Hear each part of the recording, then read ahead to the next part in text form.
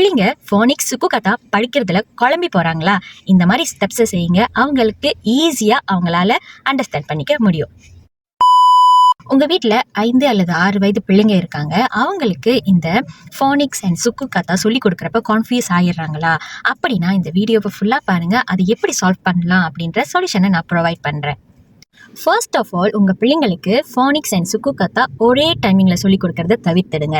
அதாவது மார்னிங் அல்லது ஆஃப்டர்நூனில் English Phoenix சொல்லிக் கொடுக்குறீங்கன்னா ஈவினிங் வாக்கில் பிஎம் சுக்குகத்தா சொல்லிக் கொடுங்க. ரஃப்லி 10 to 15 minutes வாக்கில் சொல்லிக் கொடுத்தா மட்டுமே போதும். ரெண்டாவது ஸ்டெப் பார்த்தீங்கன்னா strengthen blending basis. That means இங்கிலீஷில் வர்றப்ப மாணவர்களுக்கு அவங்களுடைய சிவிசியை சொல்லிக் கொடுங்க. Which means cat, bat, beat அந்த மாதிரி வார்த்தைகளை சொல்லிக் கொடுங்க. Not teach them long words. இது மலாய் மொழியில் பார்த்தீங்கன்னா சுக்குகத்தாக்கு முக்கியத்துவம் கொடுங்க. பிஏபா, சிஏச்சா, பிஐபி இந்த மாதிரி வார்த்தைகளை அவங்களுக்கு சொல்லிக் கொடுங்க. இதெல்லாம் சொல்லிக் கொடுத்ததுக்கு பிறகு அவர்களுக்கு ஒரு 10 நிமிடம் ப்ராக்டிசஸ் கொடுங்க. ஒவ்வொரு செக்ஷனும் டிஃப்ரெண்ட் டைமிங்கில் இருக்கணும்.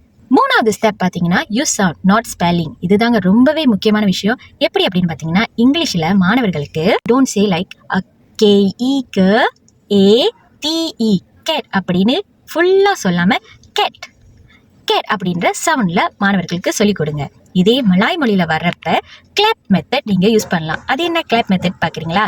எஸ், பிஏபா கிளாப், TU2 கிளாப்.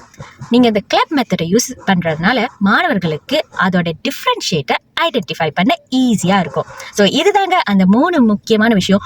உங்கள் பிள்ளைங்க ஃபோனிக்ஸ் சுக்குகத்தா படிக்கிறதுல குழம்பி போகிறாங்களா, இந்த மாதிரி ஸ்டெப்ஸை செய்யுங்க. அவங்களுக்கு ஈஸியாக அவங்களால அண்டர்ஸ்டாண்ட் பண்ணிக்க முடியும்.